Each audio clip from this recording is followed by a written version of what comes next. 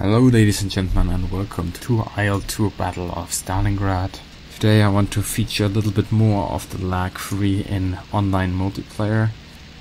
In both clips I'm facing off against BF109 F4. Both planes are currently available as the fighter option on the multiplayer. You also have access to the Junkers 87 D3, also known as the Stuka of course, and the IL2 Sturmovik. It's a very nice mixture of planes, to be honest. It's coming from, for example, War Thunder. It's a very low number of planes, but flying them is an absolute joy, and it very much feels completely different to War Thunder. Indeed, very much superior to War Thunder in the flight model regards, and also damage model wise. It's just more satisfying, really, to fly with this game currently. Now, in the game that I'm featuring at the moment, this little battle, I started off in a pursuit position to this BF109 F4, and it was one of my earliest fights I had in the LaGG-3. I'm still not very good with this plane. It requires way more attention to your speed and altitude, position.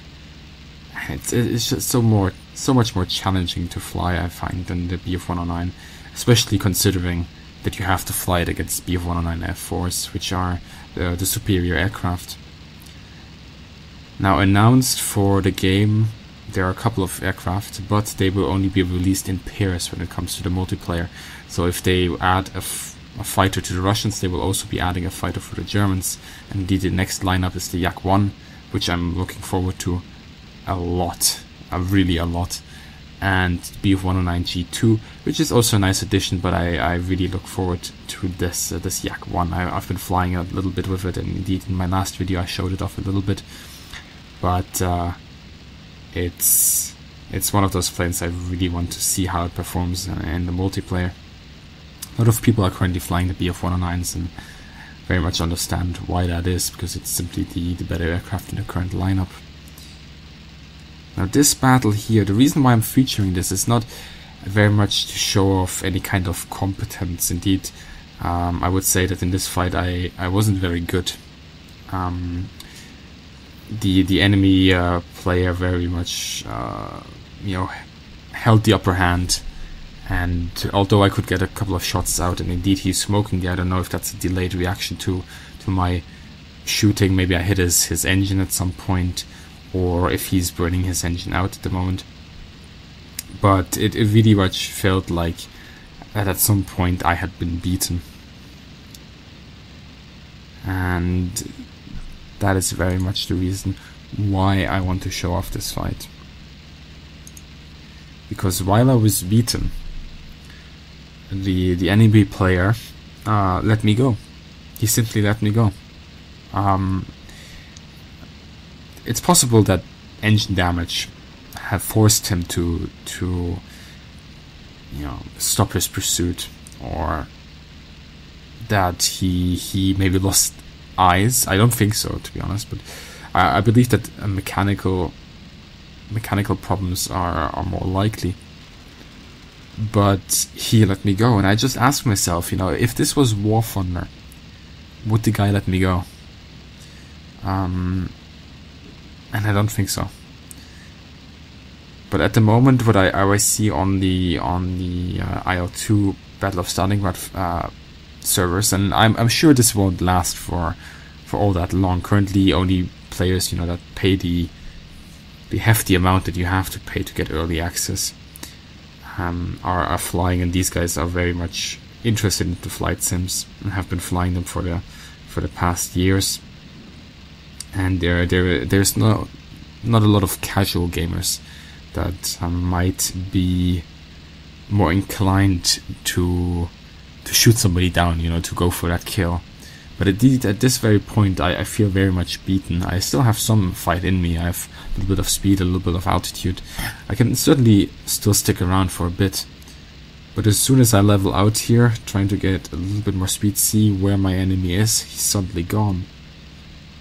And I really do not understand where he left, and it really much felt as if he let me go. He made his point, he showed that he was better, but he had beaten me, and then he just let me go. And again, I don't know if that's really the case, but this is why I want to show off this video. It's something that I just don't think you would have seen in a game such as War Thunder.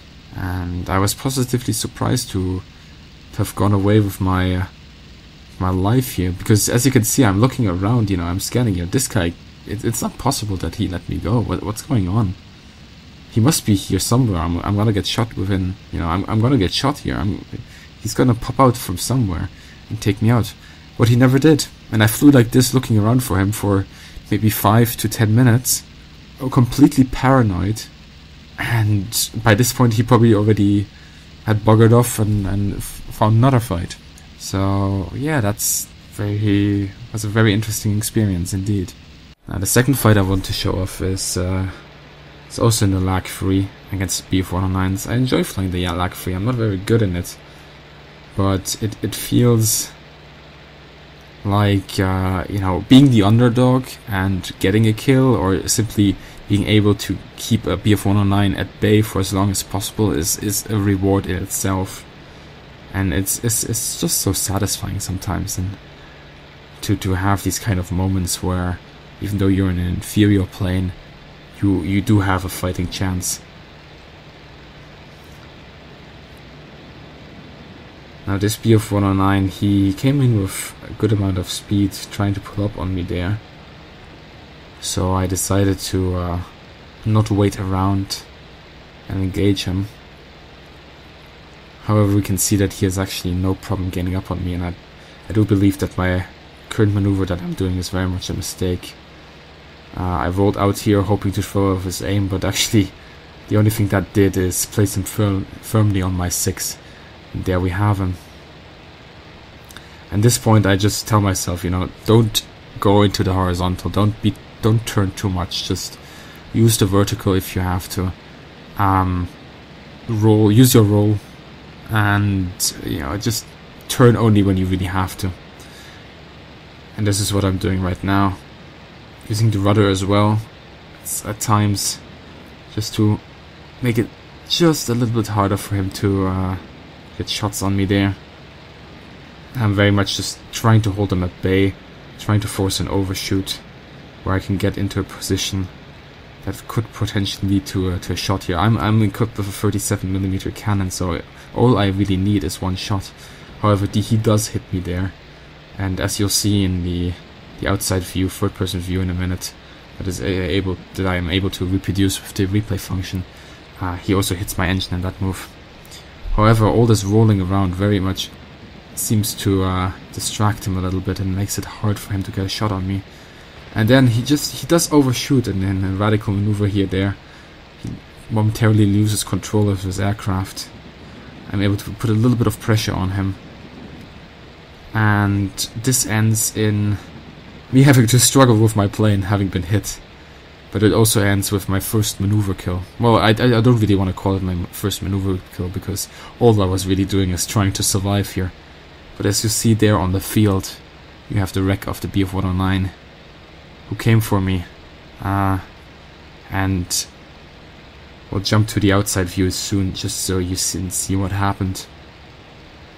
And again, the reason why I'm showing off this video isn't really to show any kind of competence or incompetence when it comes to flying, but the fact that this player, just a couple of seconds after this very moment right now, contacted me over the chat, and he said, "Nice one, it was very hard to hit you, and well done indeed for keeping me at bay for so long."